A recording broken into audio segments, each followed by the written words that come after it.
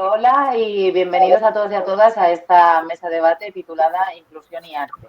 Lo primero, dar las gracias al Real Conservatorio Superior de Música Victoria Eugenia de Granada y a la Asamblea Confuria por poder organizar actividades como esta. Desde el día 9 hasta el 16 de diciembre estamos realizando una pequeña campaña de visibilización sobre un aspecto social al que creemos que se le da poca importancia, que es la diversidad funcional. Antes de comenzar con la mesa de debate, me gustaría presentaros a las personas que van a formar parte de esta. En primer lugar, Sonia Llamas, maestra especialista en pedagogía terapéutica y coordinadora del equipo de orientación de su centro de Ifontes. Hola Sonia, ¿qué tal? Hola. Gracias. En segundo lugar, Elena Fernández, alumna del Real Conservatorio Superior de Música Victoria Eugenia, graduada en Psicología por la Universidad de Granada y futura guitarrista y pedagoga. Hola Elena. Hola. Y por último, Sergio Ortega, exalumno del Real Conservatorio Superior de Música Victoria Eugenia, creador del coro La Extraordinaria Línea del Arte con personas con trastorno de inteligencia límite. Hola Sergio. ¿Qué tal? Y por otro lado, y para encauzar esta charla, estaremos Sara Aranda y yo, Begoña Peña, alumnas del Real Conservatorio Superior de Música Victoria Eugenia y miembros de la Asamblea Confuria. Por ello, podéis ir dejando preguntas o cualquier duda que os surja en los comentarios y al final de cada bloque nuestros ponentes podrán responder sin ningún problema a vuestras preguntas. Os recordamos que, bueno, mantengáis el micro apagado y si queréis hablar, pues en los comentarios nosotras iremos diciendo las preguntas para que os puedan contestar y si no hay una manita en esta aplicación, que si por alguna de aquellas queréis hablar podéis darle a la manita y Sara o yo os daremos paso. Bueno, entrando ya un poquito en materia, nos gustaría que nos contarais un poco sobre vuestros proyectos y vuestro trabajo. Si os parece, pues Sonia, si quieres empezar tú. Vale. Bueno, pues en primer lugar, muchas gracias por invitarme y por querer contar conmigo y darme la oportunidad de poder compartir mi experiencia. Y en segundo lugar, pues me gustaría daros la enhorabuena por la creación de esta asamblea, porque creo que estas acciones ayudan a crear conciencia y abren muchas mentes, lo cual hace falta hoy en día. Y bueno, pues que haya personas que se reúnan para hablar de inclusión, ¿no? Creo que como sociedad nos ayuda también un poco a ver la luz al final del túnel. Bueno, pues como han dicho, mi nombre es Sonia. Yo estudié educación infantil en la Universidad de Granada, pero como fui la primera promoción de grado, ya no existía entonces la carrera de educación especial, no pude hacerla. Así que el verano que terminé la carrera, hice 2 voluntariados en asociaciones que trabajan con personas con diversidad funcional, uno en Lucena, que es donde vivo, y otro en Priego de Córdoba. Y ese mismo año comencé en Madrid el máster de educación especial. Allí hice las prácticas en la Fundación Numen, concretamente en su colegio de educación especial, donde tuve la oportunidad de trabajar con alumnado gravemente afectado de parálisis cerebral. Después de esto, cuando terminé el máster, empecé a prepararme las oposiciones por la especialidad de pedagogía terapéutica. Aprobé y en 2018 ya empecé a trabajar como maestra de PT. Primero estuve en Beas de Segura, en Jaén, y este es mi segundo año en el Colegio San Isidoro de Deifontes. Y pues bueno, desde que empecé a trabajar he tenido la suerte y por lo tanto he podido aprender de alumnado con síndrome de Down, con enfermedades raras, con trastornos del desarrollo, con trastorno específico del lenguaje, con capacidad intelectual límite, discapacidad intelectual o diferentes dificultades de aprendizaje como por ejemplo dislexia, ¿no? Y bueno, yo os cuento ya un poquito más sobre mi trabajo. Para muchas personas, pues seguramente por el desconocimiento, la maestra de PT suele ser la maestra de apoyo, aunque poco a poco por fin vamos recuperando el lugar que creo que realmente nos pertenece en los centros, a los especialistas. No hace mucho tiempo, incluso aún en algunos centros sucede, la maestra de PT es la que se lleva al alumnado que tiene dificultades, o bien se lo lleva a su aula, o bien se lo lleva al fondo de la clase a trabajar con él. Y bueno, pues como imaginaréis, esto puede llamarse de muchas formas, pero en ningún caso es inclusión. Así que para poner un poco en contexto sobre mi trabajo diario, tengo que explicaros que la normativa más reciente que hay sobre atención a la diversidad nos explica que solo se puede sacar al alumnado del aula si lo que vamos a trabajar con ellos y con ellas es de carácter individual y si es imposible hacerlo dentro de esa clase. Así que, bueno, en parte gracias a esto, mi trabajo dentro del aula ya está justificado ahora con normativa, ¿no? Y esto está favoreciendo un poco a que se trabaje y a que nos encaminemos en esa inclusión real que estamos buscando.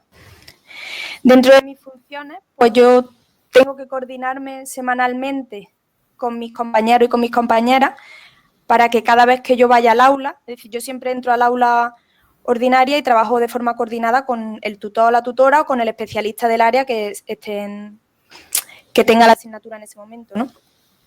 Entonces, cada vez que yo voy a entrar, esa actividad tiene que estar coordinada previamente, de forma que sea una actividad curricular, es decir, que el profesorado pueda trabajar el contenido que tiene que trabajar en ese momento, por ejemplo, si tienen que ver los diminutivos, ¿no? O cualquier aspecto según la asignatura que sea. Pero también tenemos que tener en cuenta que como maestra especialista tengo que trabajar de forma específica las dificultades que tiene el alumnado que está en ese aula, ¿no? Entonces tenemos que diseñar una actividad para que cuando yo entre podamos trabajar ambas cosas. Por ejemplo, si el alumnado tiene discapacidad intelectual, pues cuando yo entro también queremos trabajar funciones ejecutivas. Pues bien, se diseña previamente una actividad donde podamos encajar ambas cosas. Pues también me encargo de asesorar al profesorado para que adapte correctamente los contenidos, teniendo en cuenta las necesidades específicas que presenta cada alumno y cada alumna. Y también me dedico a crear y a diseñar materiales y, bueno, los maestros y las maestras especialistas de pedagogía terapéutica somos cotutores del alumnado que presenta necesidades.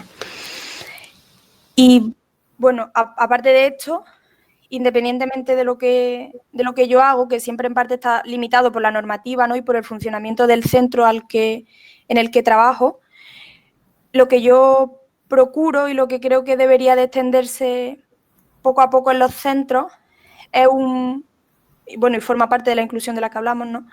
Es un diseño universal para el aprendizaje que, si no conocíais el término, consiste, más o menos para que os hagáis una idea, en que todos los espacios, todas las actividades, los materiales, todo esté diseñado desde el principio para adaptarse a todas las capacidades. Es decir, si diseñamos pensando en todo y en todas, no va a haber que adaptar después ese material. Si empezamos a entender que pensando en las particularidades de todo el alumnado, ya que no existe alumnado estándar, si pensamos en todo el alumnado, pues después no vamos a tener que hacer un trabajo extra adaptando material para un alumno, para una alumna en concreto. Y por contaros algo así que veis, algo un poquito más práctico y en relación con las jornadas que estáis realizando, el pasado 3 de diciembre, cuando se celebró el Día Internacional de las Personas con Diversidad Funcional, en mi centro organizamos dentro del equipo de orientación, que está formado en el caso de nuestro centro, por una orientadora, otra maestra de PT, que es la que se encarga de trabajar en secundaria, porque mi centro llega hasta segundo de la ESO, la maestra de audición y lenguaje y yo, somos 4 en el equipo. Pues organizamos una actividad con el objetivo de acabar con algunos de los prejuicios que todavía se tienen sobre lo que pueden y no pueden hacer las personas con diversidad funcional. Entonces, cada día de la semana, en las clases fueron recibiendo un mensaje en un código que no comprendían, un vídeo en lengua de signos, un mensaje en braille. Entonces, generamos así un poco, despertamos su interés, ¿no? Generamos un poco de desconcierto, de duda, porque no sabían nada de nada, nunca se había trabajado en el centro la diversidad funcional como tal, ¿no? Y el jueves, el día en sí, ya el día 3 de diciembre, fuimos por las clases y hicimos una actividad. Así que si queréis, os voy a dejar en el chat el enlace al Genially que creamos y con el que trabajamos con el alumnado, para que lo copiéis si queréis echarle un vistazo cuando tengáis tiempo, para que veáis cómo fuimos trabajando estos prejuicios que os comento, ¿vale? Y ya está. Vale, pues muchas gracias, Sonia. Nada. La verdad que es súper interesante, la verdad. Gracias. Bueno, pues vamos con Elena, si queréis. Elena, cuéntanos un poco. Bueno, pues yo soy Elena, soy estudiante de interpretación de guitarra de último curso y de primer curso de pedagogía musical en el conservatorio. Y bueno, pues también soy graduada en psicología en la Universidad de Granada. Y la verdad que lo que me llevó a decidir estudiar psicología fue porque hice un curso de musicoterapia con el método Nordor-Robin y bueno, pues ahí tuve un pequeño contacto con las personas con diversidad funcional y con el uso que puede tener la música como herramienta mayormente en este contexto para, bueno, pues para desarrollar habilidades o la comunicación, expresión.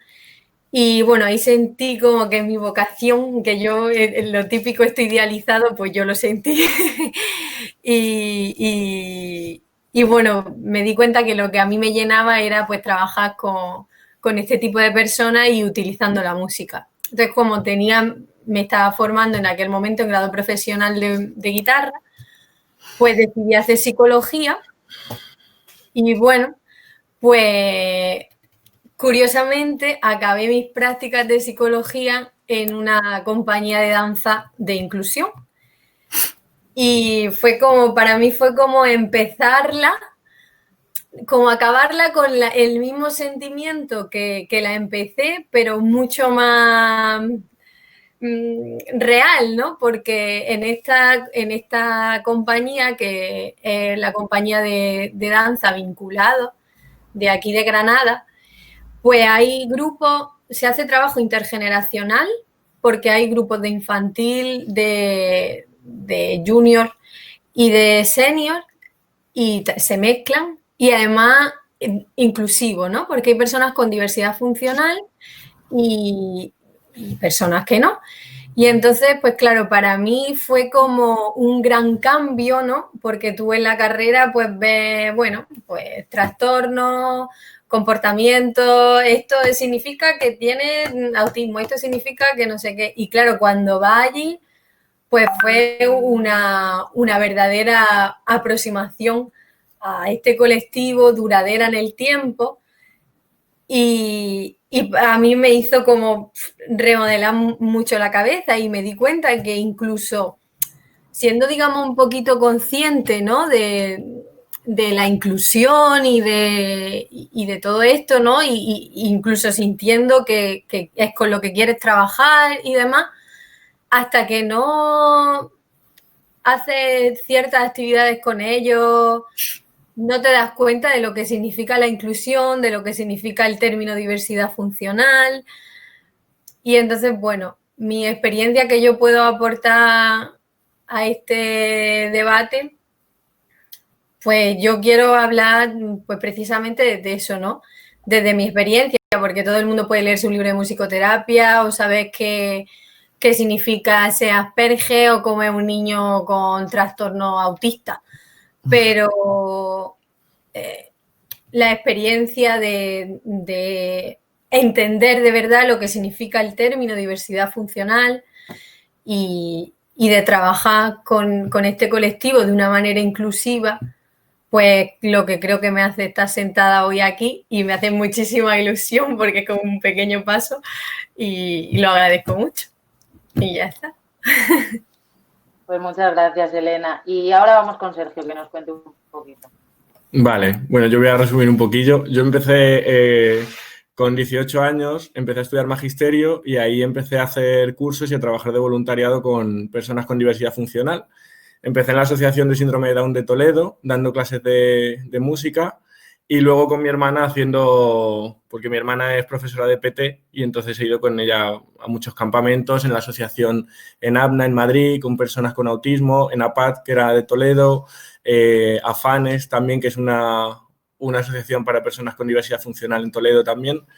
Y luego a los 21 ya me fui para Granada y mi idea era siempre, pues eso, estudiar el superior desde pequeñito. Así que allí hice el superior de percusión y mientras estaba estudiando la carrera conocí la Asociación Borderline de Granada, que es la asociación para personas con trastorno de inteligencia límite, y allí con unos pocos chicos de la asociación y chicas empezamos un coro, un proyecto que al final ha durado, pues eso, lleva ya 8 años, ahora lo lleva un compañero mío, ya no lo llevo yo estuve con ellos 5 años y llegamos a tener hasta 20 chicas y chicos allí en el coro cantando y luego hicimos, pues eso, un montonazo de actuaciones por allí, por Granada, en diferentes sitios, en la tertulia, en el Conservatorio de allí superior de Granada, en Caja Granada y en Caja Rural también.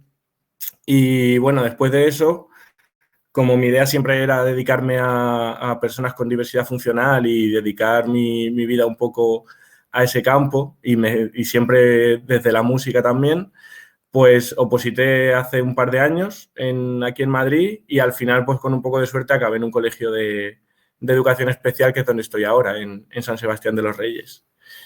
Y ese es un poco el recorrido. Muy bien, pues bueno, ahora vamos a empezar ya con los bloques de preguntas. Hoy en día se continúa utilizando definiciones como discapacitado o minusválido en términos generales. Un aspecto que creo, bueno, o creemos que poco a poco se intenta cambiar. ¿Qué opináis acerca del término diversidad funcional? O sea, ¿cómo se está planteando? Bueno, quien quiera de los ponentes hablar, que dé la manita y Sara os da, o yo mismo os doy paso. Pues si queréis empiezo yo, ya que estaba... Venga, vale, para mí el término diversidad funcional pues se ha ido cambiando siempre durante años el término para definir un poco a personas con diversidad funcional o personas con algún tipo de discapacidad. Entonces, es un término que podríamos decir que no es tan despectivo como quizás otros como minusválido o discapacitado también, pero es un término que engloba demasiado. O sea, es un término demasiado abierto y demasiado flexible, porque dentro de diversidad funcional podemos entrar también cualquiera de nosotras o de nosotros, que al final tenemos diversas funciones o diversas funcionalidades en según qué términos. Entonces ahí entra también la teoría de inteligencias múltiples de Gardner, de que a unas personas se les va a dar mejor algo, a otras personas se les va a dar mejor algo. Entonces, esa diversidad funcional, bueno, podríamos decir que es un término que no está mal empleado, pero siempre hay que luego definir en qué tiene una persona diversidad funcional. Porque puede ser diversidad funcional y por ir en silla de ruedas, pero no tener cognitivamente nada afectado, o puede ser diversidad funcional porque tenga trastorno del espectro autista. Entonces, bueno, es un término demasiado amplio. Lina, si quieres continuar tú. Para mí, yo creo que la importancia y el valor de este término está precisamente ahí, que es tan sumamente amplio que nos engloba a todos. Entonces, todos somos diversamente funcionales con nuestras capacidades y nuestras limitaciones, y creo que es un término que, bueno, no sé si es el mejor, pero sí que va de la mano de la inclusión, porque es el que nos permite vernos de una manera más igualitaria, ¿no? Como un grupo heterogéneo, ya sea un grupo de trabajo o la sociedad en general.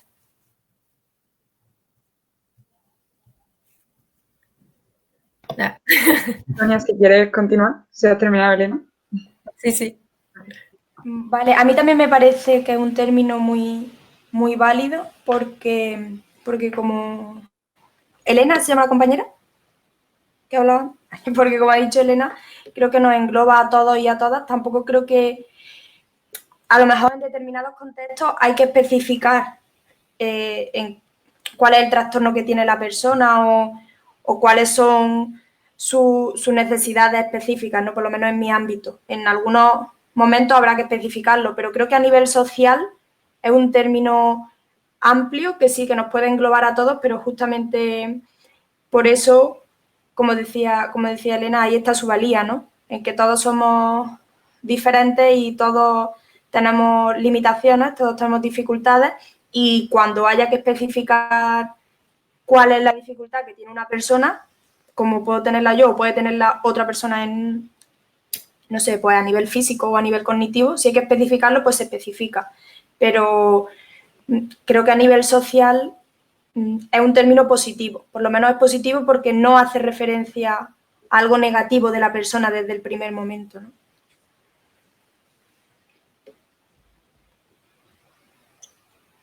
Bueno, otro de los argumentos que se suele utilizar es que la música y en general las artes son disciplinas que ayudan a la mejora del desarrollo de las personas con necesidades especiales.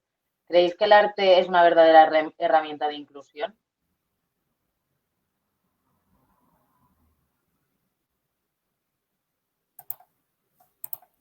Elena. Bueno, yo creo que el arte es tanto un medio como una herramienta, como una actividad en sí misma, como decía Sergio en el vídeo que grabó, que nos permite expresarnos tal y como somos, ¿no? Artísticamente, realmente qué está bien, qué está mal. Es un ámbito en el que precisamente se puede aplicar ese término de diversidad funcional, ¿no? Porque cada uno puede hacer lo que, no sé, lo que en ese momento por su estado físico, mental, emocional tenga, ¿no? Y en el que todos podemos participar y nutrirnos unos de otros. Entonces creo que es una herramienta muy, muy potente precisamente para, tanto para desarrollar habilidades, ya aunque no sea una persona con diversidad funcional, sino que la música, el arte en general, como para conseguir esa comunicación, ¿no? Y esa inclusión y esa interacción de unos con otros. Y esa ausencia de juicio, que luego ya metido en otros contextos, bueno, es donde más juicio hay, pero así de primeras como herramienta, yo creo que es muy buena, puede ser muy potente.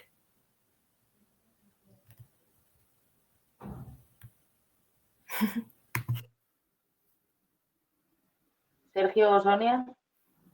A ver, yo creo que el arte en general, al tener ese carácter subjetivo y también, como dice Elena un poco, ¿no? Que no hace falta emitir juicio, sino simplemente disfrutarlo o estar ahí, es una herramienta muy útil donde puede entrar todo el mundo, porque al tener esa capacidad universal y esa capacidad subjetiva, el arte y la música en concreto, bueno, todas las artes, pero la música, que es el campo al que me dedico yo y el que entiendo un poquillo más, al ser tan subjetivo es como un sitio donde entran todos. Entonces, partir de la música para poder trabajar con cualquier tipo de persona, con cualquier tipo de diversidad funcional, con cualquier tipo de capacidad, es una herramienta muy útil. Por eso, por esa capacidad flexible de acercarse a todo el mundo y también de llamar un poco la atención de todas las personas, porque al final es tan abierto que abarca muchos gustos, que abarca muchas expectativas, que abarca muchos intereses.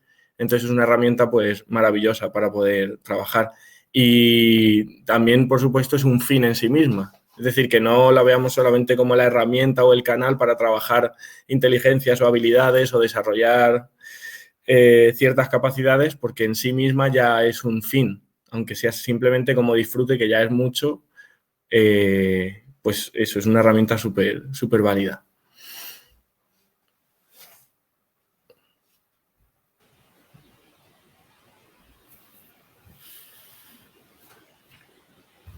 Bueno, yo en este ámbito puedo a lo mejor aportar un poco menos que vosotros, que sois especialistas en el tema, pero desde luego estoy de acuerdo con lo que habéis dicho y sí, por supuesto, el arte es una verdadera herramienta para la inclusión, sin duda. Creo que, o por lo menos hasta donde yo conozco, nos permite expresarnos libremente. Creo que seguramente haya juicios, como decís, yo creo en ese tema no puedo entrar, pero también es una forma de que cada persona saque lo que lleva dentro, ¿no? Independientemente de otras dificultades que tengan otros aspectos. Pero bueno, creo que es una buena herramienta, sí. Por otro lado, ¿qué principales problemáticas encontráis a la hora de llevar vuestro trabajo a cabo? O sea, si por parte de tanto de los colegios como de instituciones. Sonia.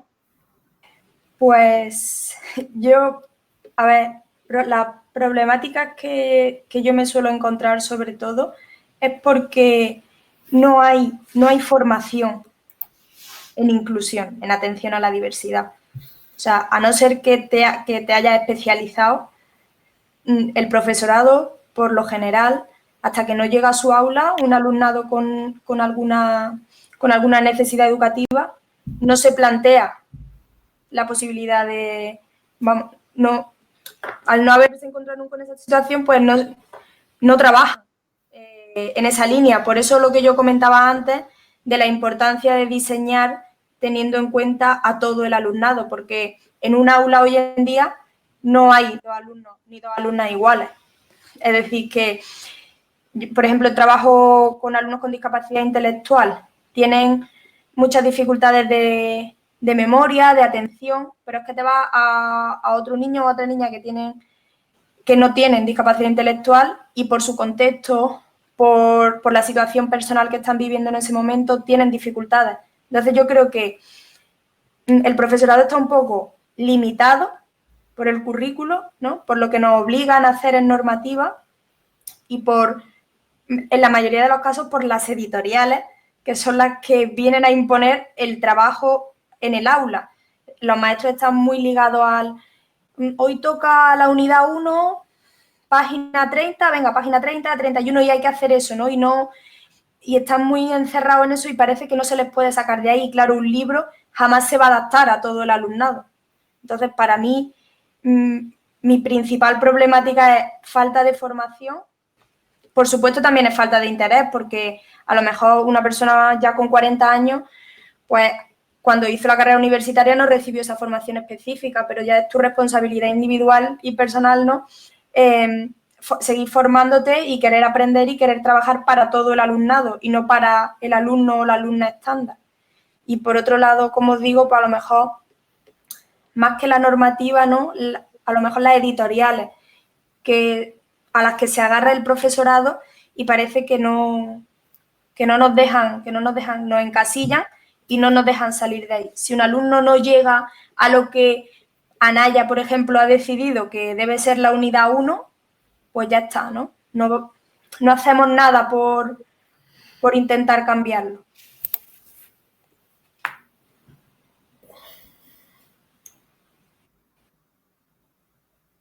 Sergio o Elena.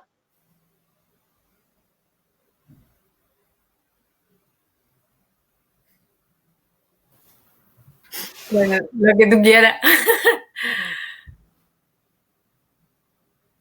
Pues a ver, tú misma, Elena.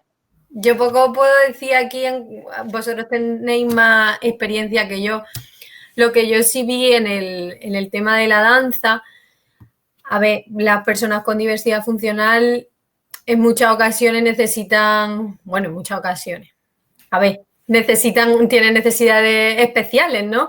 En ciertos contextos y la dificultad que a lo mejor veíamos era logística, que a lo mejor ahora, yo qué sé, si tiene un grupo de 20 y tantas personas, ¿no? Y X tienen diversidad funcional, pues a lo mejor en una actuación, en un teatro, a lo mejor necesitan pues más atención o que realmente todo el mundo necesita, ¿no? Pero vestimentas, cosas, ¿no? Entonces, logística, espacios, personas que estén dispuestas a ayudar, a echar una mano en momentos determinados. Por lo demás, es que estaba mi experiencia en un contexto tan libre como es la danza y la música, que encima la música se creaba en directo y basada en ese momento presente, que no, todo ese tipo de cosas yo no he tenido experiencia con eso.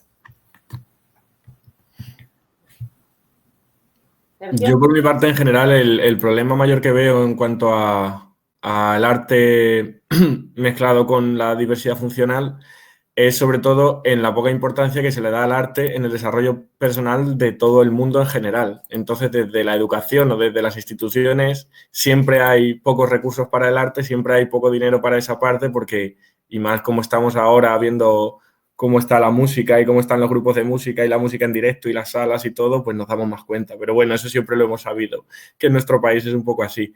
Entonces ya cuando lo mezclamos con diversidad funcional, pues el problema se agranda muchísimo. Entonces, si no tenemos en cuenta el arte, la música como un aspecto fundamental del desarrollo de cualquier persona, pues mucho menos lo vamos a tener en el desarrollo de las personas con diversidad funcional. A pesar de que haya miles de estudios que demuestran todo lo que aporta y todo lo que ayuda y todo lo necesario que es, pues bueno, así vamos a seguir seguramente mucho tiempo, sin ser muy pesimista. Y aparte de esa problemática, es que si desde las instituciones se le da poca importancia, al final eso deriva en que las familias tampoco se la den. Entonces, al final, si tienes un hijo con discapacidad, con diversidad funcional, al final acabas apuntándole, a lo mejor sí a musicoterapia, pero antes vas a apuntarle a audición y lenguaje, antes le vas a aprender a algo que le ayude de manera motriz y al final ese desarrollo personal, individual y emocional y de expresión que da la música o que da el arte, pues se va a dejar bastante de lado. Entonces, bueno, ahí el problema, yo creo que es sobre todo desde mi punto de vista y por lo que he experimentado y he vivido, son esos dos. Cómo se deja de lado el arte desde la educación y luego también la poca importancia que se le da desde la mayoría de las familias en general. Bueno, creo que estamos todos de acuerdo con Sergio que la música es un sector olvidado de los gobiernos y de las instituciones. ¿Y qué pensáis en este sector? O sea, ¿es un sector olvidado también por parte de las instituciones? Sergio creo que ya nos ha dicho que sí. Elena o Sonia. No está nada cuidado. De hecho, en los colegios, pues yo no sé el número de horas que tienen música o educación artística, ¿no? Que es donde tenéis representación en los centros vosotros y vosotras, pero muy poco número de horas, no sé si 1 hora a la semana, 1 o 2, es más, música y educación artística es una única asignatura, aunque la impartan 2 profesionales diferentes, o sea que imaginaos el caos y si no está lo suficientemente valorado, que no tiene peso dentro del currículo ahora mismo. Elena, ¿algo que aportar? Sí, bueno, ya lo habéis dicho todo, ¿no? Es que la música encima de que, bueno, los gobiernos la consideran como la consideran los gobiernos, el gobierno, pero también socialmente, ¿no? La asignatura de música es siempre o coincide que el alumno está en el conservatorio y le parece súper fácil, aunque le gusta, o le parece un peñazo porque es todo teoría, o es una María que tampoco tiene mucho... Pero como dice Sergio, no está valorada en cuanto al desarrollo de cualquier persona en sí misma, ¿no? Y bueno, pues una pena, la verdad. Bueno, hemos terminado el primer... Ay, perdón, Sara. No, nada, era simplemente que y Javi han comentado que solo se imparten 2 horas a la semana. Entonces, pues, obviamente es muy poco. No, en realidad son 50 minutos a la semana. Ha querido ahora. Sí, eso es lo que hay. Bueno, hemos terminado el primer bloque de preguntas por si alguien quiere aportar algo. Vale. Mira, directamente si queréis abrir el micro y preguntar, ¿no? Calendarios de aparición, Juana. Es que no sé si es el momento en el que podemos participar en esta primera parte de Sí. los externos. Bueno, pues yo me pareció muy interesante el tema y me gusta mucho porque llevo 32 años trabajando como profesora de PT en primaria y en secundaria y en proyectos de innovación educativa de inclusión. Entonces, pues tengo ya mucha experiencia de todo esto, ¿no? Y realmente, tal y como está planteado nuestro sistema educativo español, yo lo conozco hace ya mucho tiempo, la inclusión no puede ser, no puede llevarse a cabo, porque una inclusión real requiere de una infraestructura y de un planteamiento educativo totalmente diferente a como lo podemos tener planteado, ¿vale? Una inclusión real parte porque la formación del profesorado sea una formación completa que atienda a la diversidad, a todo el mundo. Mira, os cuento una experiencia que tuvimos, que hicimos un grupo de profesoras aquí en Jaén, que por ello se nos premió. Hicimos un proyecto de innovación educativa, tuvimos que hacerlo así porque estábamos trabajando con niños sordos, ¿no? En Jaén. Entonces, pues veíamos que era un rollo sacarse a un niño sordo para darle las matemáticas. Yo le daba matemática y lengua, porque era la APT, y yo le daba las matemáticas y lengua, la logopedia se lo llevaba para logopedia, y entonces esos niños, pues cuando estaban en sociales y en naturales, estaban más perdidos que el barco del arroz, no tenían intérprete, sabéis que en primaria la figura del intérprete no existe, ¿no? Entonces nos montamos un proyecto de innovación educativa en el que dijimos que por qué no los profesores de la aula donde estuvieran esos niños integrados fueran maestros sin Nantes. Sin Nantes eran, podíamos ser PT, de edición de lenguaje o de la especialidad que fuera, pero que tuviéramos competencia en lengua de signos. Para que de esa manera el profesor era el mismo para sordos y oyentes. Y entonces, en la clase hablábamos las dos lenguas de signos simultáneamente. O sea, los profesores, yo explicaba hablando y en lengua de signos. De tal forma que todos los niños, los sordos y los oyentes, se entendían. Y los niños sordos, los niños oyentes, aprendían lengua de signos y se comunicaban. Fue una experiencia preciosa. Sigue estando ese proyecto, todavía en Jaén, en este centro educativo. Yo lo dejé, tuve 11 años. Y bueno, me fui a secundaria, ¿no? Eso es la verdadera inclusión, pero también era con ratio reducida. Es decir, no podemos tener niños integrados en un centro educativo y tener 3 o 4 tipos de niños con diversidad funcional metidos en una clase y que sea un profesor el que pueda atendernos todos. Es decir, con ratio reducida y con números también de niños con diversidad funcional, por ejemplo, en este caso sordos, que necesitan una atención muy específica y una adaptación de los materiales también muy específica, porque si no es un trabajo desbordante. Eso es la verdadera inclusión.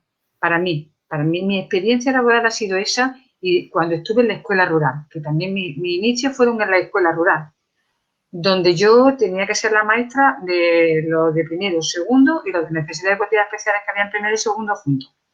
Porque la escuela rural es así. Ahí hay inclusión, porque ahí no se trabaja por el libro, como ha dicho la compañera. No es una editorial la que te marca a ti tu trabajo, te lo marca la necesidad de tu alumno, que eso es lo que debe de marcar las directrices de los centros educativos. Es decir, la realidad de nuestro entorno, la realidad de nuestros alumnos, y trabajamos por proyectos, todas las áreas. De esa forma, todos tienen cabida, todos tienen cabida. Seguimos inmersos en las editoriales, porque es muy fácil y es muy práctico, pero es que tenemos ratios impensables para hacer una verdadera inclusión ahora mismo. Las ratios de 25, en secundaria de 30, eso es inhumano. En primaria, inclusión en primaria. Yo hablo de mi realidad, de haberme tirado 20 años en primaria. La inclusión en primaria es relativamente fácil, muy fácil, por cómo está organizada la primaria, por la concepción del concepto de maestro. El maestro normalmente, por lo menos con mi experiencia cuando yo estuve en primaria, es que éramos los maestros para todos, por lo menos yo. Es la experiencia que he tenido. Maestros somos para todos los niños, para todos, independientemente de que se fuera con la PT, se fuera con una DL o entraran a clase a hacer los refuerzos, como yo en este caso nunca he querido que mis alumnos salgan fuera. Si tenían que tener algún que otro refuerzo extra, entraban a clase, porque creo que es donde tienen que estar los niños, en su clase con su grupo ordinario. Ahora estoy en secundaria y la realidad es desbordante. A nosotros se nos ha ido quitando de 5 PTs que estábamos en un centro educativo de prestigio y compensatoria, y ya quedo yo. Y los dos de aulas específicas, porque hay dos aulas específicas. Se está recortando muchísimo con el personal de necesidades educativas especiales, con los PT, nos están suprimiendo muchísimas plazas, nos están suprimiendo, bueno, a él no hay en secundaria, y los niños estos de primaria pasan a secundaria.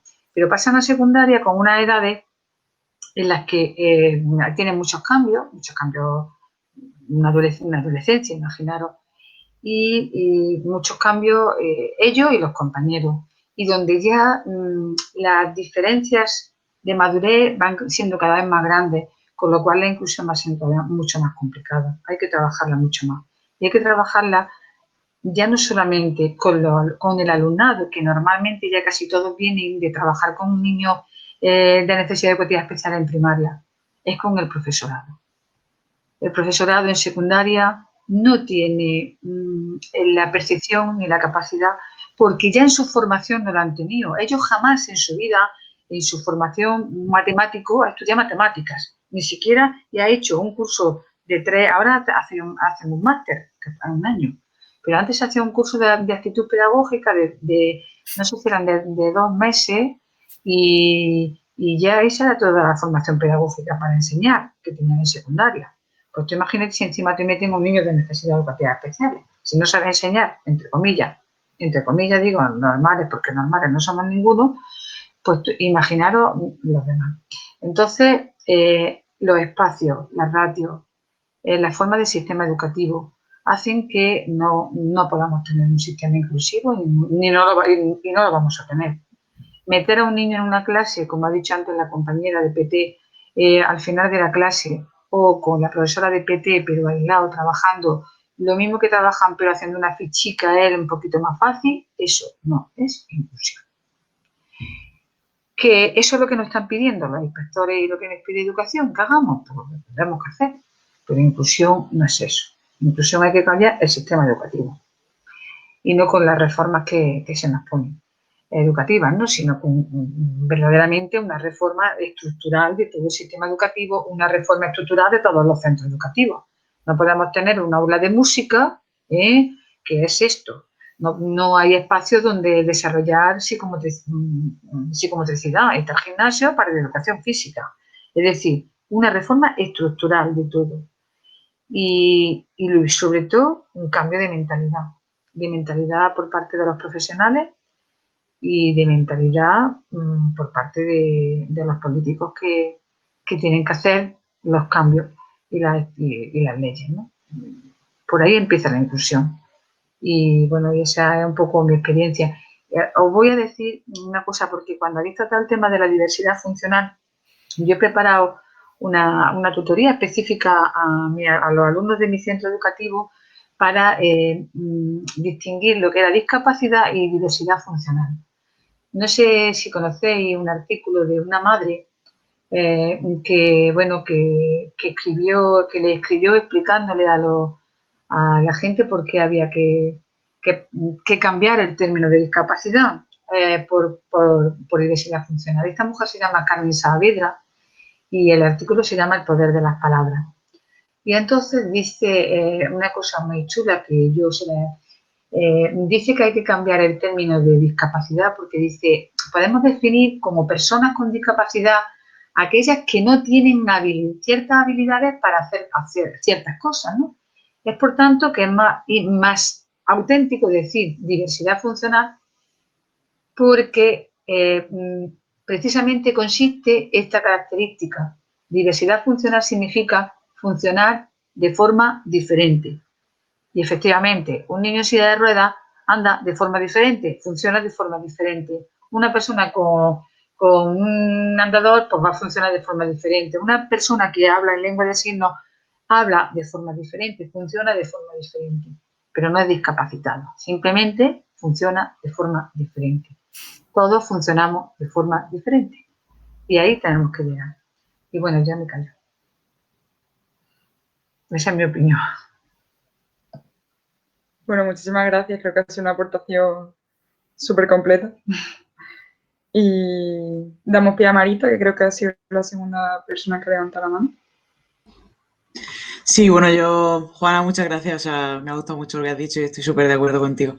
Y con todo lo que habéis dicho los tres ponentes. Y yo quería preguntar que igual que nosotros como músicos nos quejamos de que pues la educación, el sistema educativo nos tiene súper olvidados. O sea, es que no importamos nada, tenemos poquísimas horas para trabajar y bueno, todo esto.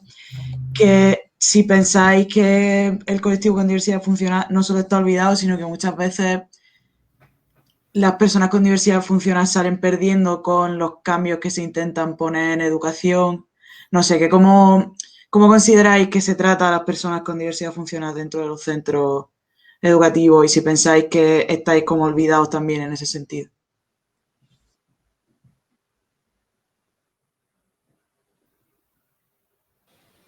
Bueno, ¿respondo? ¿Queréis que hable yo? Adelante, adelante. Vale, es que ahora no aparezco aquí. ¿Me escucháis? Sí, ¿no? Pues a ver, yo siempre creo que cuando en algún ámbito alguien sale perjudicado, las personas con diversidad funcional, por norma general, salen el doble de perjudicadas, siempre.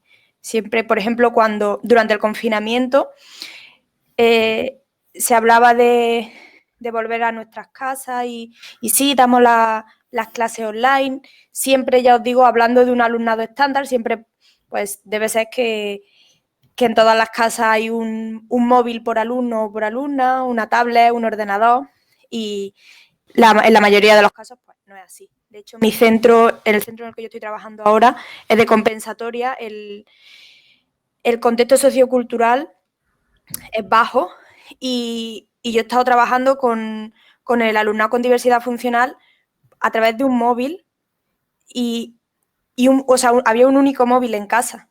Es decir, que cuando yo estaba haciendo algo con él, nadie más podía utilizar el móvil, pues con lo que eso supone hoy en día, ¿no? Para un padre o para una madre. Así que se hablaba de si estaban perdiendo el curso. Para este alumnado ha sido el doble de perjudicial.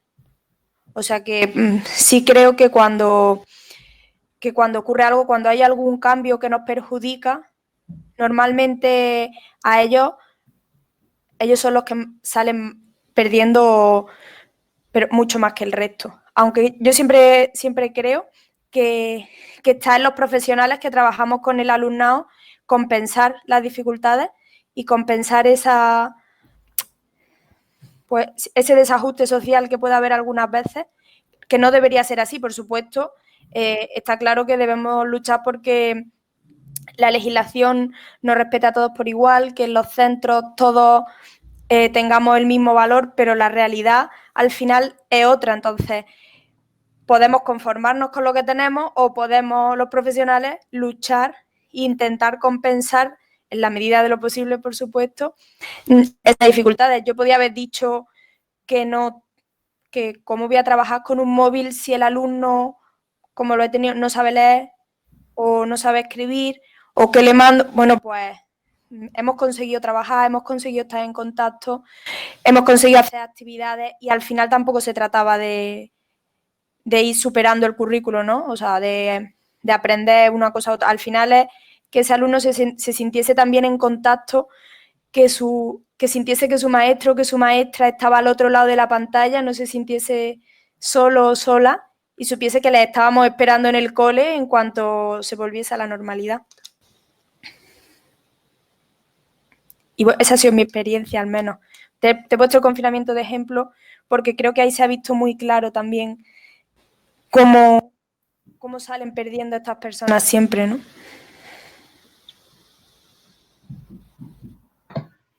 Bueno, pues si no hay...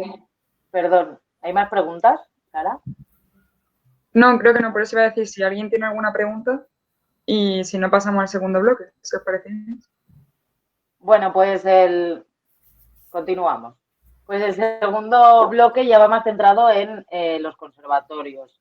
De normal o en términos generales, en los conservatorios de música existe un difícil acceso para personas con diversidad funcional, ya sea por el desconocimiento a la hora de implantar una adaptación curricular a sus necesidades o porque no se plantean ni siquiera que esas personas puedan entrar a los conservatorios. ¿Cuál creéis que es el principal problema por el que hay falta de inclusión en los conservatorios de música? Sergio. Bueno, yo creo que el principal problema es la propia institución del conservatorio. O sea, al final el conservatorio es una institución elitista, súper antigua, que le cuesta renovarse muchísimo y de hecho no lo hace. De hecho, en España, por ejemplo, solamente creo que hay superior de jazz, que, joder, tampoco es una música de hace 5 años, sino que ya tiene sus años. Y creo que solo hay superior de jazz corregidme si me equivoco, pero creo que solo hay en Cataluña, en el País Vasco, en Málaga y en Valencia un privado, ¿no? O algo así. Y en Valencia también está. Sí, pero en Valencia Pero no es público, ¿no? Pues ahora ya me has pillado, ¿eh? Es que creo que excepto el del País Vasco y el de Málaga, creo que los demás son privados, porque creo que el de la SMUC de Cataluña es privado, creo, y el de Sí. Valencia creo que también. Entonces, bueno, esto viene a que al final el conservatorio, pues es una institución antigua, es una institución elitista y que al final un conservatorio, yo me he tenido que dar cuenta estudiando el superior al final. O sea, después de 14 años te das cuenta que el conservatorio está para lo que está, que es para crear intérpretes. No es para crear músicos, ni para crear artistas, ni para crear creadores, sino que está para hacer intérpretes y personas que sepan coger una partitura y tener una técnica increíble y tal. Entonces, claro, ¿cómo va a haber inclusión a personas con diversidad funcional cuando es una cosa tan elitista, digamos, y tan técnica y tan, no sé cómo decirlo, tan estricta en muchos aspectos? Entonces, el problema es ese, que también pensamos muchas veces que el conservatorio es como lo máximo que se puede hacer de música o que es lo único a veces, y para nada. O sea, el conservatorio es un 5% de lo que se puede hacer como músico en esta vida. Entonces, no veo que el conservatorio sea un sitio para personas con diversidad funcional en general. También habría que ver qué tipo de diversidad funcional o qué tipo de capacidad tiene la persona porque, por ejemplo, si es una persona con trastorno del espectro autista, con Asperger, podría perfectamente estar estudiando en un conservatorio. Pero, por ejemplo, si es una persona, pues no sé, a la que le falten las 2 manos, pues para estudiar piano, pero no quiere decir que esa persona no pueda ser músico o pueda dedicarse a ello. Lo que pasa es que el conservatorio quizás no sea el sitio para hacerlo. Bueno, tengo que decir que en Valencia es público. Vale. Está en el conservatorio público. Lo he Mejor. buscado. Ok, gracias. Elena, ¿algo que comentar? Bueno, yo creo que también una principal raíz de este problema es que las personas con diversidad funcional no optan a lo mismo que el resto de la población. Si a eso le sumamos lo que ha dicho Sergio, que es las características del conservatorio, pues ya más aún, ¿no? Quizá, pues como ha dicho Juana también, la inclusión, si es difícil en un cole, pues ahí es como la adaptación curricular, depende de qué estemos hablando, pero puede ser incluso, es que, no sé, eso, ¿no? Interpretas partituras, ese carácter tan rígido, es como habría que hacer un verdadero trabajo de inclusión para que las personas con diversidad funcional pudiesen optar a esa enseñanza, porque ahora mismo ni siquiera si yo tuviera un hijo con diversidad funcional no se me pasaría por la cabeza apuntarlo, intentar que entrase en el conservatorio. Si no tuviese diversidad funcional también me lo plantearía, pero con esas características más aún, ¿no? Una enseñanza, pues eso, particular y eso, que yo creo que el principal problema es eso, que no todos optamos a lo mismo.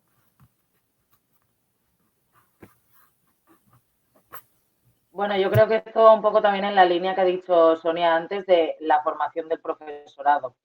O sea, no tengo, a ver, yo no soy especialista en esto, pero creo que si el profesorado del conservatorio tampoco está formado en adaptaciones curriculares o para poder trabajar con gente con diversidad funcional, yo creo que tampoco, o sea, que es complicado que se lleve a cabo la inclusión.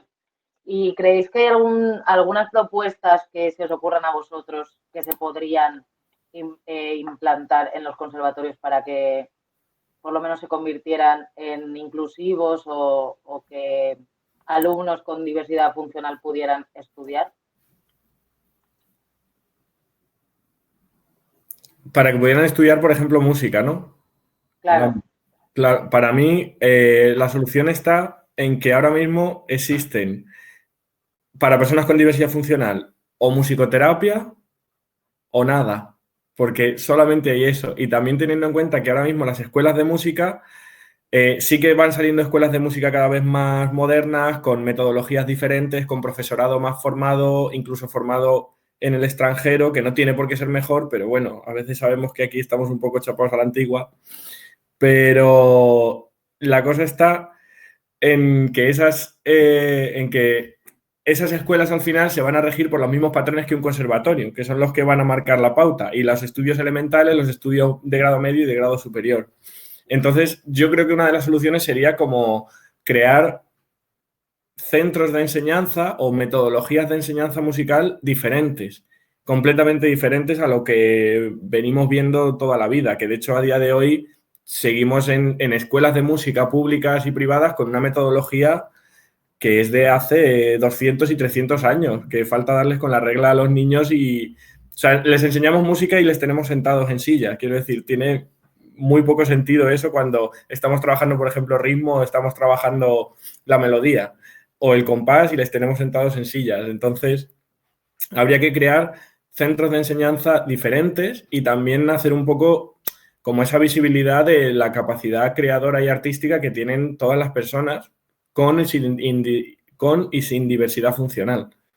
Entonces, creo que esa sería, por mi parte, una solución. No la solución, pero quizás una de ellas.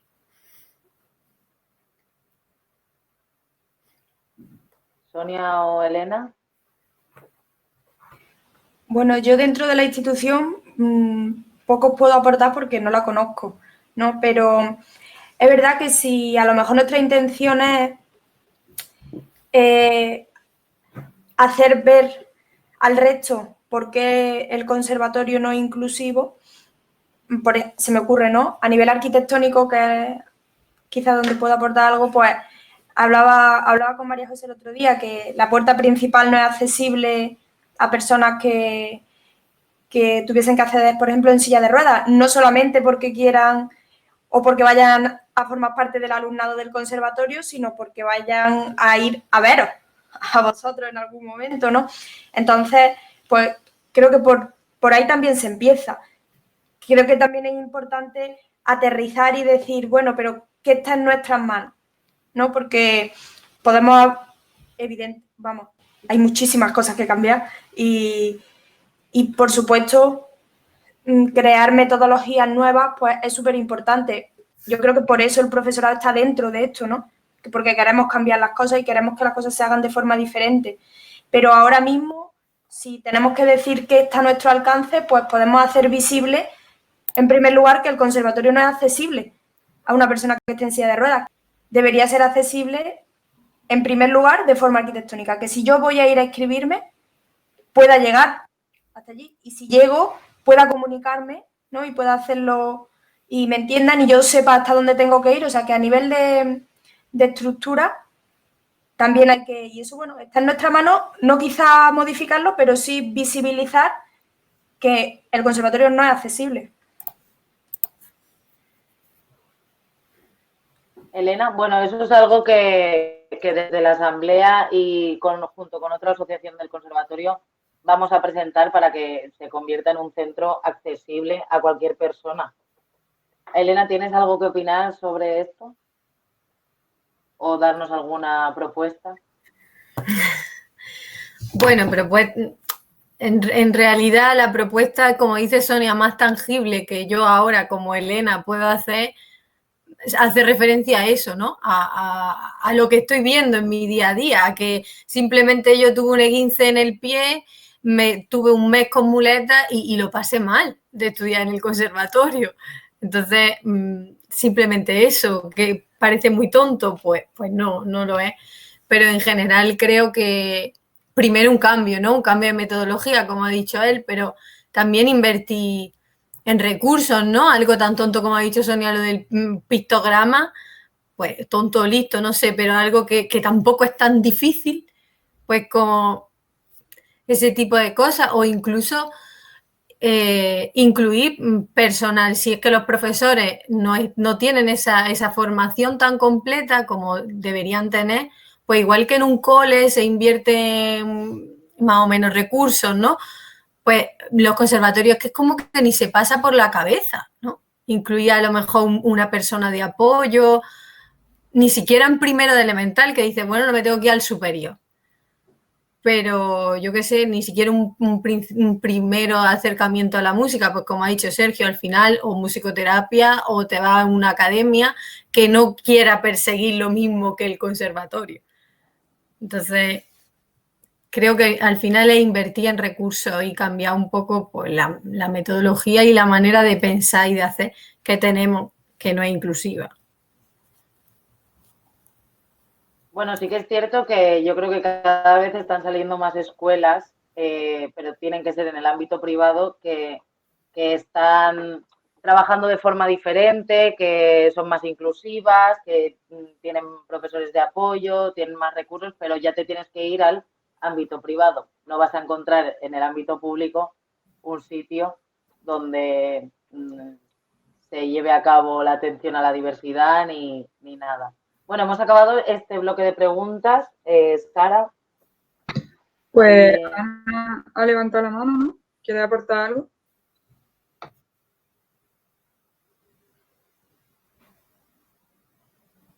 Ana. A mí me gustaría preguntar por dónde creéis que se puede empezar con ese cambio de metodología en los conservatorios que mencionaba Elena.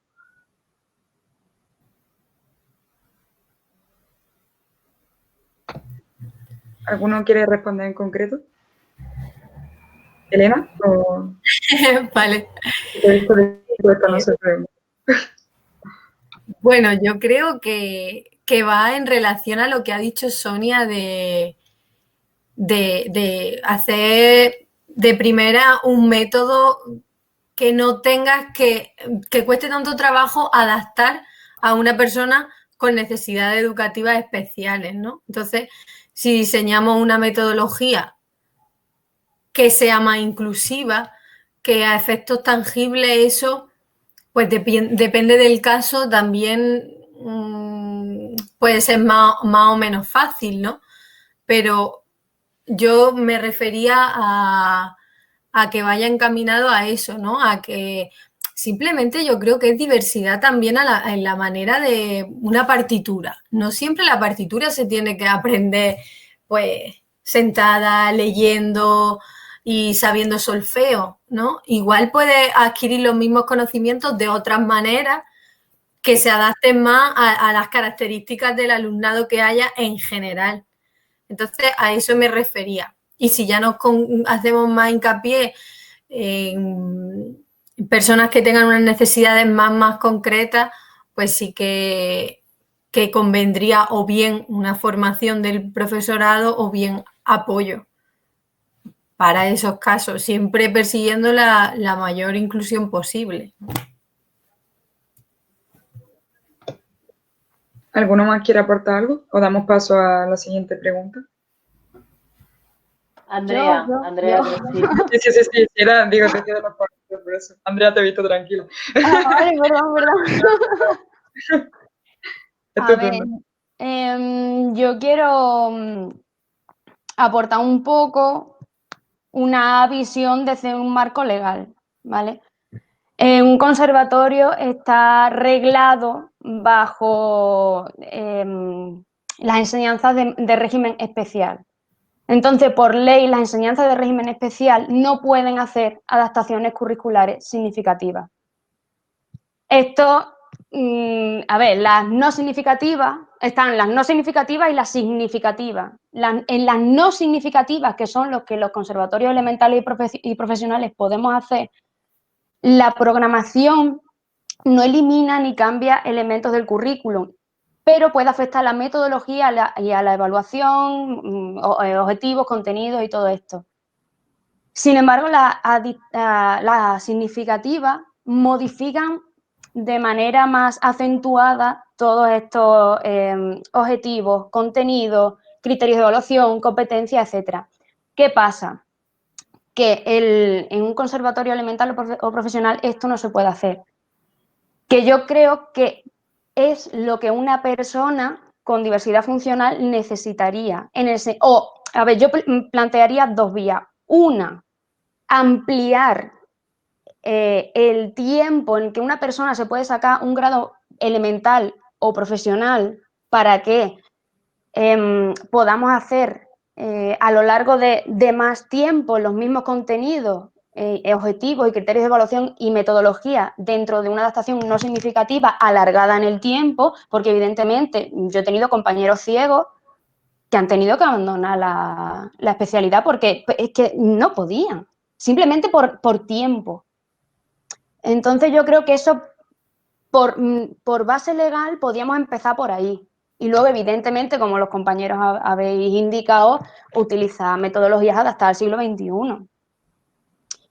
Y también lo bueno que tenemos los conservatorios o los profesores de instrumentos es que tenemos un trato individualizado con el alumno.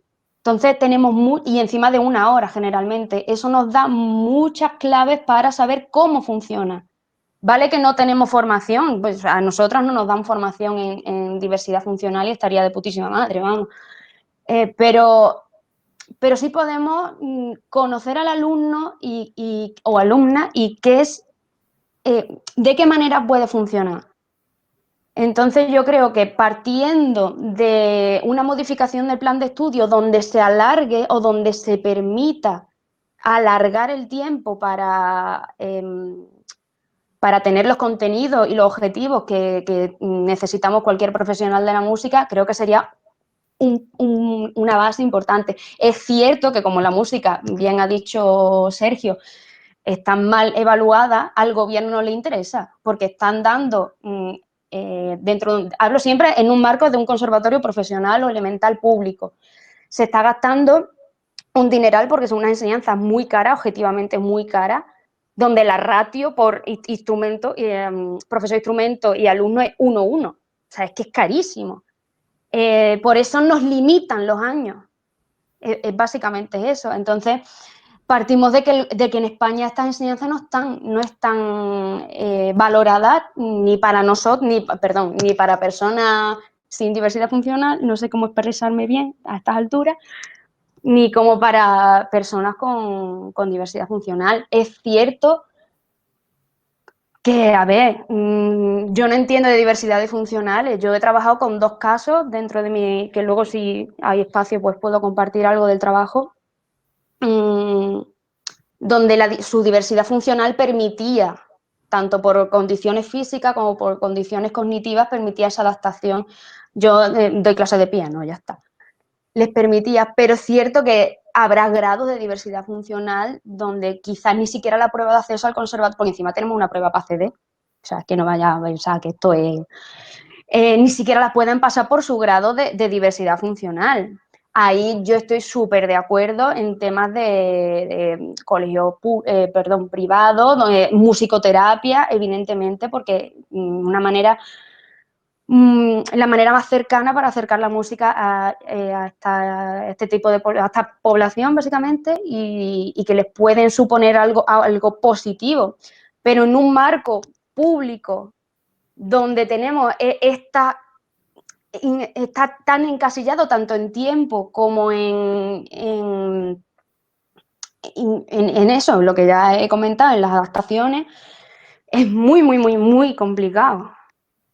Así que, bueno, esa es mi pequeña aportación. Un poco un cambio legislativo y luego, evidentemente, pues el interés del profesor y de la profesora en formarse. Y nada, hasta la metodología, ya está. Bueno, muchas gracias, Andrea, por la aportación. Creo que si no hay más preguntas, perdón, Sara, No, simplemente decía eso, que ha servido para esclarecer un poco también. Y si no hay más preguntas, pues ya pasamos a la última parte. Bueno, pasamos al bloque final. Habéis comentado, bueno, Sonia y creo que en general todos, que, bueno, hasta Juana, que han habido recortes en PT, no hay logística, no hay formación y da la casualidad que se va a hacer una reforma educativa, como todos sabemos, y se ha hablado sobre la diversidad funcional, bueno, sobre las necesidades educativas especiales. ¿Qué opináis sobre lo que se va a realizar en este ámbito si se llega a aplicar una ley que luego seguramente se cambiará porque somos así? ¿Qué opináis sobre lo que se quiere hacer en el término de la diversidad? A ver, yo creo que en cuanto a cambios, eso, lo que pone y lo que luego se vaya a hacer, va a un mundo como siempre y en 4 años volverán a cambiar la ley y estaremos siempre en las mismas.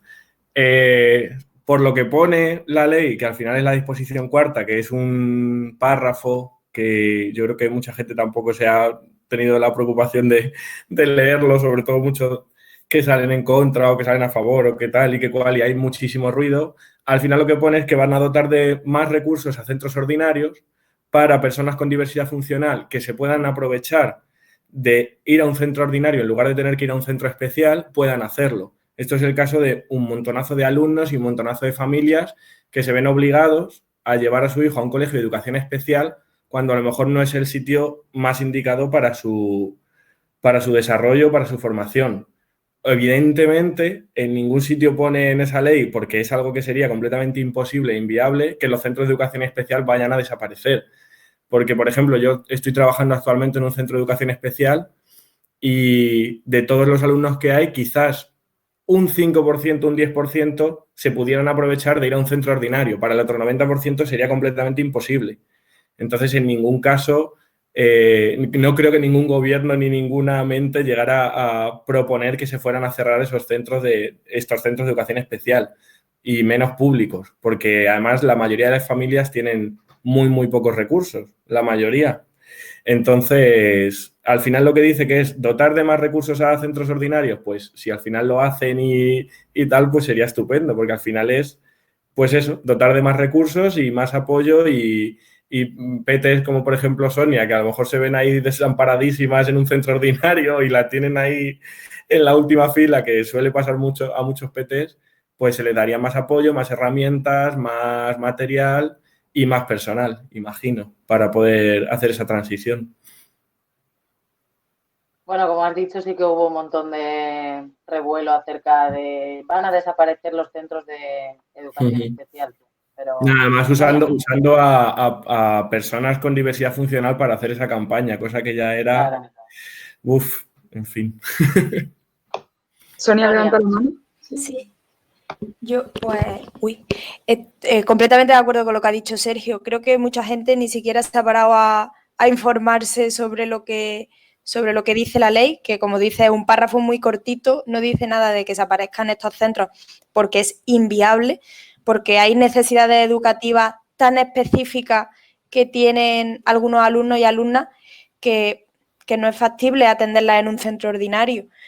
Yo creo que si la propuesta es dotar de recursos económicos, bueno, materiales, personales, al final dotar a los centros ordinarios de más recursos para que sean más inclusivos, si esta es la propuesta, a mí me parece buena. O sea, si nos van a dar más profesionales para que la atención sea más especializada, a nivel material, arquitectónico, van a hacer unos centros más accesibles, pues eso es fantástico. Y si hay alumnado que por estos motivos no ha podido asistir a un centro ordinario y a beneficiarse de esta socialización y de todo lo que supone, ¿no? Muchas veces las familias, como decía Sergio, se ven obligadas a llevarlo a un centro de educación especial porque no pueden en un centro ordinario o porque saben que no va a ser atendido o atendida de la forma que necesita. Entonces, a mí me parece bien, creo que es un avance o un comienzo hacia este camino que perseguimos. yo espero que sea, decimos siempre, ahora que se haga, que no se haga, que se cambie. Bueno, yo prefiero confiar en que sí y que esto salga adelante y pues cuanto más se invierta en esto, mejor, por supuesto.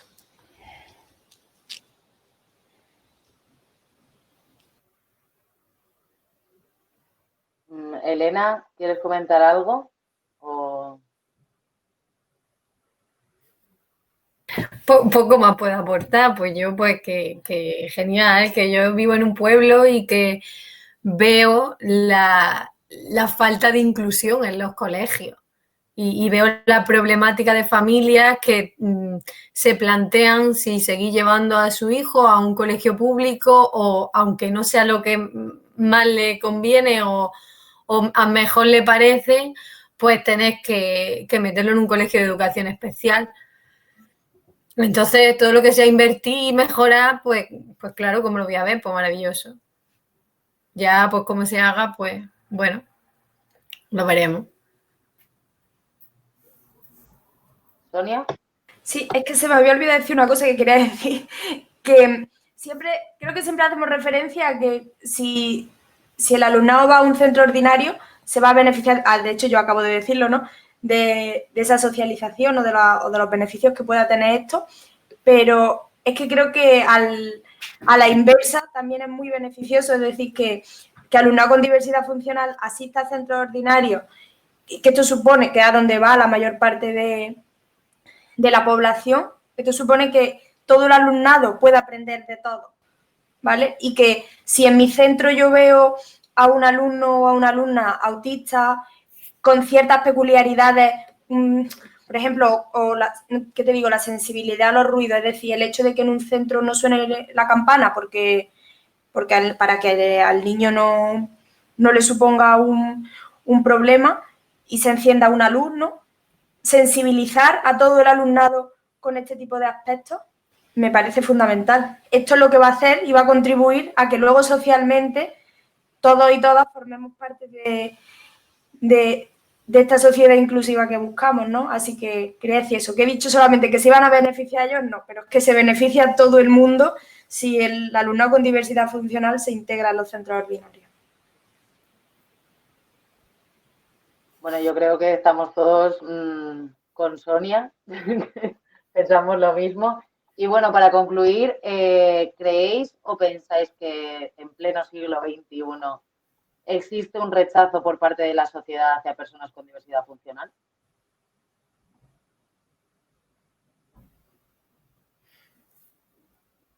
Sergio, por ejemplo. Bueno, yo creo que más que un rechazo es quizás un desconocimiento, simplemente. Y al final el desconocimiento causa miedo o viceversa, ¿no? El miedo causa... ¿No? No, espera, como lo he dicho mal. El miedo está causado por el desconocimiento muchas veces. Y entonces eso, no creo que sea como un rechazo así tan a la plana en la mayoría de la población, obviamente, siempre hay casos, pero es más ese desconocimiento que causa estas desigualdades. Entonces, al final creo que un poco como se ha hablado tanto de inclusión hoy, desde mi punto de vista yo siempre he tenido muy claro personalmente en qué consistía la inclusión, que es al final que las personas que puedan y que podemos adaptarnos, nos tenemos que adaptar a estas personas porque a lo mejor hay otras personas que no pueden realizar esa adaptación. Entonces somos nosotros los que tenemos que hacerlo muchas veces por ellos. Yo pongo el ejemplo siempre como del autobús, que al final cuando hay una persona en silla de ruedas, la inclusión real es que el autobús baje hasta la altura de la acera para que la silla de ruedas pueda subir y no que la silla de ruedas le pongas unos cohetes o algo especial para que pueda subir al autobús, cuando es mucho más fácil hacer lo contrario. Porque el autobús sí tiene la capacidad de hacer esa adaptación y a lo mejor no todas las sillas de ruedas podrían hacerlo. Esto es un poco así como metafórico en cuanto a la sociedad. Nosotros podemos adaptar un colegio a personas con diversidad funcional, nosotros podemos adaptar un centro, quitar barreras arquitectónicas, pero muchas personas con diversidad funcional no pueden superar estas barreras por sí mismas o por sí mismos. Entonces, creo que sobre todo para que no se produzca este no rechazo, sino este desconocimiento, es también educar desde el colegio a todas las personas en que existen personas con diversidad funcional, que existen estas diversidades funcionales, estos problemas, estos trastornos, llámalo de cualquier manera. Y como decía Sonia, pues que sería algo que beneficiaría en general a la sociedad en conjunto, el acercar a estas personas con diversidad funcional a la escuela y a la sociedad en general.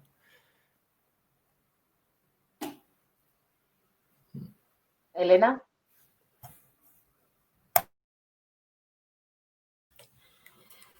Yo creo que, bueno, rechazo como tal puede haber más o menos, pero lo que sí me parece bastante peligroso y que creo que sí que se da esa conducta similar al machismo benévolo, ¿no? Esa conducta de tratarlos como si tú fueras superior, con una conducta paternalista, como con un cariño así un poquito disfrazado, como si no fueran iguales de capaces que tú o no pudiese estar una persona a la misma altura, ¿no? Y tratarlo a lo mejor como si fuera un bebé o algo así, ¿no? Yo eso sí que lo he visto y me parece bastante peligroso porque lejos de ser inclusivo es todo lo contrario y al final es disfrazar otra desigualdad y encima como eso, disfrazada, ¿no? Entonces al final no lo está incluyendo, ¿no? Y creo que eso es un punto bastante a reflexionar porque a lo mejor sale incluso pues que no somos conscientes del todo, ¿no? Y no sé, creo que es algo importante.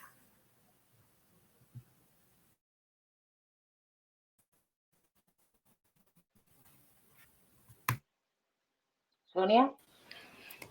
Bueno, yo completamente de acuerdo con lo que han dicho los dos compañeros. Con respecto a lo que dice Sergio, por supuesto estoy muy de acuerdo y creo que eso va un poco en la línea de lo que yo comentaba al principio, como el ejemplo que ha puesto el del autobús, ¿no? Cuando yo hablo de diseño universal para el aprendizaje porque es el ámbito que me toca, ¿no? Y por el que yo peleo, pero el término es diseño universal en general. Es decir, si ese autobús se diseña pensando en todas las personas y no en la mayoría, que claro, la mayoría podemos subir escalones, ¿no? Pero no todas. Si desde un principio se diseña pensando en eso, no va a haber que modificar, no va a haber que adaptar. Si siempre, cuando vamos a hacer algo, lo hacemos pensando en todas las personas, pues creo que esto, bueno, para mí sin duda es el camino, ¿no? Que nosotros nos adaptemos, por supuesto, pero si ya las cosas se hacen pensando en todo, pues mejor.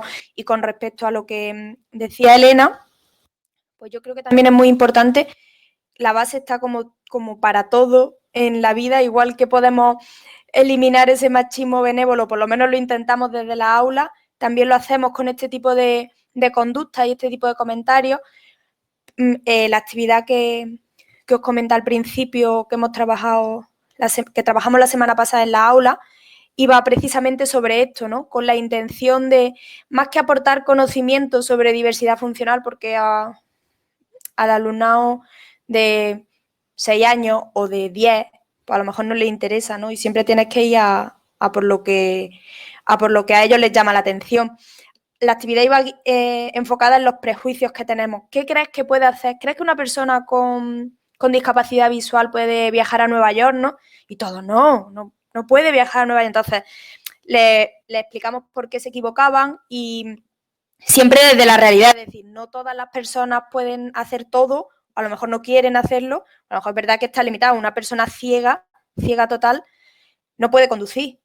O sea, también desde el realismo, ¿no? Pero gracias a estas actividades que se hacen en los centros surgían comentarios como, por ejemplo, porque están malitos, ¿no? Que es algo que seguimos escuchando en la calle, ¿no? Y ya puedes explicar por qué nos decimos que están malos, porque una persona que está mala o enferma se cura. Y estas personas viven con unas características y van a vivir con ellas toda la vida. Entonces, no sentimos pena por ellas, sino que si podemos ayudarles, las ayudamos, si es que nos piden esa ayuda, y si no, simplemente la acompañamos igual que acompaña a otra persona. De hecho, fue una de las cosas que más me gustó fue que en las clases donde había alumnos con diversidad funcional, sobre todo alumnos con discapacidad intelectual, porque en los coles es lo más evidente, al menos en el mío, que no hay otro tipo de necesidades educativas. Cuando explicamos qué era la discapacidad intelectual, las dificultades que tenía ese alumnado, bueno, esas personas, de momento todos y todas se dieron cuenta de que eso era lo que le pasa, eso es lo que le pasa a uno de sus compañeros o a una de sus compañeras, porque pasó en varios casos, ¿no? Esto es lo que le pasa a tal. Y esa persona decía, sí, a mí es que me cuesta mucho, y es como, ahora entienden por qué yo entro al aula, ahora entienden por qué a veces hay un material diferente, ahora entienden por qué necesitan más tiempo. Es como que se conciencia, y creo que es importante empezar a trabajarlo en estas edades, porque si empatizan ahora y desarrollan esta empatía, posiblemente se alargue en el tiempo. Si no saben nada, si no conviven o no las hacemos chocar con esta realidad, pues nunca se lo van a plantear y no van a cambiar ese pensamiento. Así que bueno, aquí en la educación pues también tenemos un poco la clave para seguir luchando por la inclusión. Pues Sara, si quieres pasamos al turno de preguntas final y ya nos despedimos. Pues creo que había levantado la mano Ana, pero no sé si está por ahí, porque creo que se ha salido. Sí, no tiene que poner. No, Vale, era vale. cuando Sonia ha dicho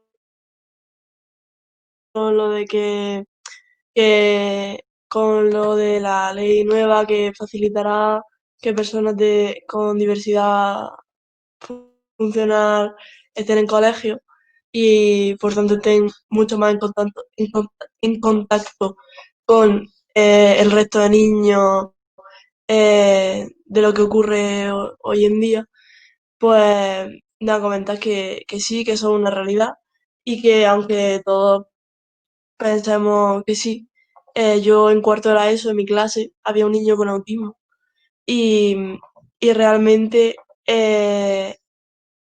nos dimos todos cuenta de cómo que una persona de 30 tuviese esas necesidades especiales, nos hizo a todos concienciarnos de lo que realmente es el espectro autista. Nos dieron mucha información, nos hablaron sobre, no sé, fue como que esas 30 personas vivimos una situación que nos enriqueció mucho como personas y nos hizo darnos cuenta que la diversidad funcional es un hecho en la sociedad y que no siempre vamos a estar digregados entre centros que tiene a la gente que necesita que tiene que necesita ayuda o tiene necesidades especiales y el resto era solo eso. Muchas gracias por la aportación. Y Bea y Javi creo que han levantado también la mano. Bueno, no sé si quieren añadir algo los ponentes. Sí. Vale. Y si no, vamos, dale. Nada, yo quería hacer una pregunta, un poco a todos, pero en especial también a Sergio, porque he visto que su trabajo se centró en algo que le quiero preguntar. Bueno, yo doy clase de música en un colegio, a niños de primero y segundo de la ESO, y recientemente me dijeron que tengo varios alumnos con trastornos de inteligencia límite. Y como Sergio habéis comentado antes que trabajo con chicos con este tipo de trastornos en un coro, pues le quería preguntar un poco a él, y bueno, si las demás también tienen experiencia, pues cómo, de qué manera se le puede un poco introducir la música sin que les parezca un tostón o porque mi sensación, porque yo hasta hace bien poco yo sabía que algo pasaba con ellos y no me habían informado de qué es lo que le pasaba, porque yo sé que tenía alumnos con TDA y tal, pero estos alumnos no me habían dicho nada y simplemente que creía que pues, simplemente pasaban de mi clase. Y luego me entero de estas cosas, me lo comentan ahora y claro, ya las cosas cuadran, pero claro, ya pienso de qué manera yo puedo decirle que se enganche de una manera que él que pueda asumir, porque claro, yo pues le intento motivar y le digo, mira, vamos a hacer estas tareas, e intenta copiar esto en clase y tal, y veo que supone casi una tarea titánica para ellos. Entonces, no sé, a ver si puedes arrojar un poco de luz y las demás también. Bueno, lo primero es que me parece maravilloso que busques así como más formación y quieras indagar en esto, es genial. Eso es lo primero, así que enhorabuena, porque también te podrías haber quedado con, bueno, pues tengo esto y pasar del tema y ya está, que suele ocurrir. Así que eso, guay. Y por otro lado, a ver, yo como contemplo en general la música en primaria, porque al haber estudiado magisterio y estuve también dando clases en la universidad de profesor y ver el profesorado cómo se formaba y todo, al final lo que haría, incluso en primero y segundo de la ESO, sería movimiento, sería danza, sería musicogramas y sería, o sea, no pondría directamente con partituras. Sé que, por ejemplo, en Madrid en primaria sé que no hay como tal una obligación de ver partituras, pero no sé si estás en Andalucía, allí y en primero y segundo de la ESO no lo sé. Pero igualmente, o sea, hay métodos de lectura y métodos de seguimiento musical diferentes a lo que es una partitura o a lo que es la teoría musical. Entonces yo quizás prescindiría un poco de esa parte, centraría más en cosas de movimiento, cosas de coordinación, de al final ejecución instrumental o interpretación instrumental, que lo pueden hacer. No hace falta que sepan leer una partitura para poder tocar la flauta, porque hay miles y miles y miles de métodos alternativos de lectura musical y de escritura musical. Y luego, en cuanto a personas con inteligencia límite, en concreto, bueno, ahí te puedo dejar mi correo, mi teléfono sin problema, lo que quieras, porque si no, o sea, podría estar hablando de ello un montonazo de tiempo y quizás no sea este ahora mismo el sitio. Pero te destacaría una cosa súper importante, que es una cosa que me di yo cuenta de trabajar con personas con trastorno de inteligencia límite, que es un arma de doble filo el trastorno que tienen, y me explico. Al tener una discapacidad cognitiva muy leve, se dan cuenta y además no tienen rasgos físicos que destaquen, y entonces es como que los metemos siempre dentro del saco, por así decirlo, de personas sin diversidad funcional, pero al tener esa discapacidad cognitiva son muy, muy, muy conscientes de que no llegan al mismo nivel que los demás, de que no llegan a lo que se supone que es estándar o a lo que se supone que deberían llegar. Con lo cual, de lo que más sufren estas personas con inteligencia límite es de frustración, que en muchos casos acaba en depresiones y en problemas muy, muy serios, porque de hecho eso lo he vivido en primera persona y es un punto muy importante a tener en cuenta. Entonces, sobre todo eso, cuando hay gente que trabaja con personas con inteligencia límite, destaco ese punto porque es importante prestar especial atención en eso, desde mi punto de vista.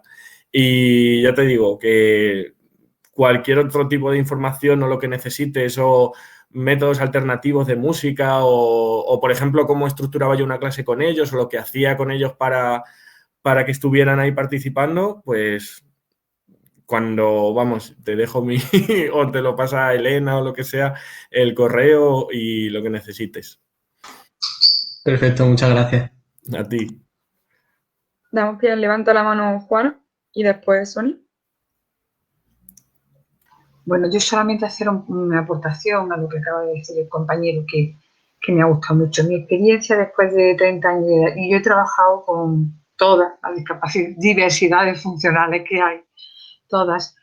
La más difícil son las personas con inteligencia límite, ¿vale? Porque son conscientes de su, vamos a decirle, discapacidad, o por entendernos. Ellos son conscientes se dan cuenta, porque hay mucha gente, cuando la diversidad funcional es tan evidente, ¿no? Solemos verlo físicamente, lo asumimos y lo aceptamos mucho mejor. Aparte de que, bueno, pues está la charla, está el paternalismo, que hay que evitarlo y quitarlo y reeducarlo, incluso hasta nosotros mismos, los profesionales. A los compañeros, evidentemente, hay que reeducarlos, que funcionan de diversas formas, pero no tenemos que consentirlos ni ni que hacer que no evolucionen como tienen que evolucionar. Pero una persona con discapacidad límite o es la que más sufre, además literalmente sufre. En la adolescencia no os podéis imaginar el calvario que supone integrar realmente, incluir realmente a estas personas límites en el funcionamiento de una aula ordinaria. En la aula de apoyo pues funciona muy bien porque están en un entorno seguro ellos, pero ir a la clase ordinaria supone un infierno muchas veces para ellos, porque son los grandes incomprendidos, no se les nota que son diferentes o diversos y no llegan y por tanto suelen manifestar muchas veces muchas otras conductas para tapar esa dificultad que tienen y los profesionales no estamos preparados, la mayoría del profesorado no está preparado para saber darle una respuesta en la que ellos se sientan realmente tratados con inclusión, sino que pues, normalmente los dejamos para el final, normalmente es que el pobre no da más de sí, pobre tico, si es que, a ver, si es que no, de donde no se puede sacar, de donde no hay. Vamos, eso muchas veces te lo digo yo, ¿no? Que los PT, que somos los que más conciencia podemos tener de esto, son los grandes incomprendidos, son los grandes rechazados de las clases, marginados en los patios porque no se relacionan muy bien con los compañeros o lo hacen de forma incorrecta para tapar un poco esa forma. Y la verdad es que realmente lo tienen complicado. Y más os digo en secundaria, en una adolescencia donde ya es una etapa difícil para cualquier niño, pues imaginaros para ellos, que son conscientes de que son, entre comillas, diferentes, porque diferentes somos todos, ¿no? Y quería aportar. Y luego lo de la ley que habéis comentado, eso es una reivindicación de todas las asociaciones.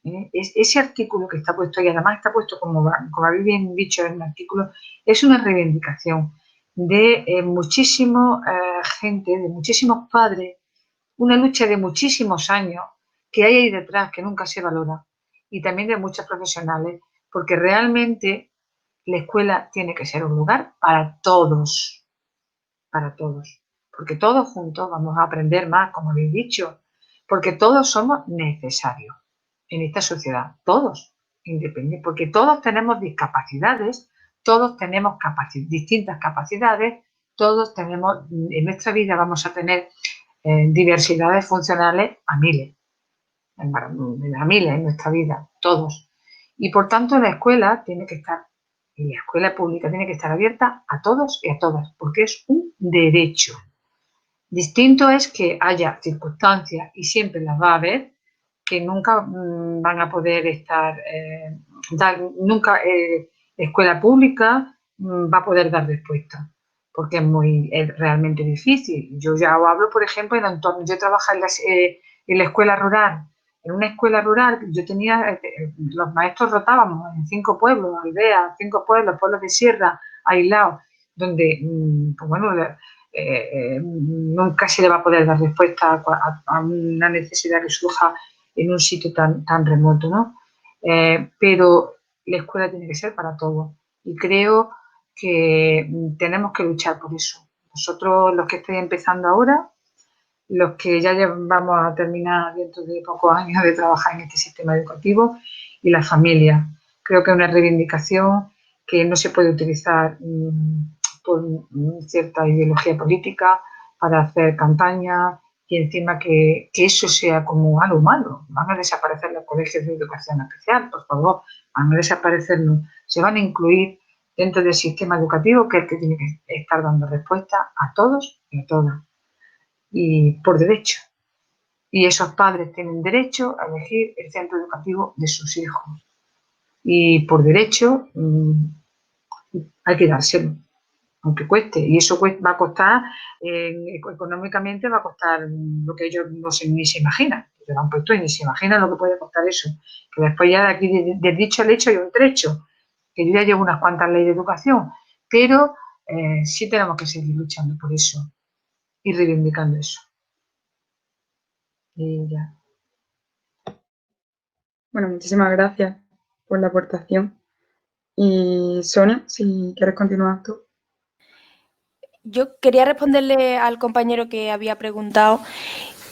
Sobre música no te puedo aportar mucho. Yo como PT te diría que cuando nos dicen, bueno, ya me parece alucinante que a esta altura o que hace poco te enterés de que en tu aula hay un alumno que tiene necesidades educativas especiales y te enteré ahora, ¿no? Me parece increíble. Porque de esto te tienes que enterar antes de llegar a clase siempre, ¿no? Para prepararte y para saber cómo tienes que trabajar. Entonces, lo que yo te recomiendo o lo que yo haría es ponerme en contacto con el PT o con la PT del centro, porque ese alumno tiene que tener una evaluación psicopedagógica hecha.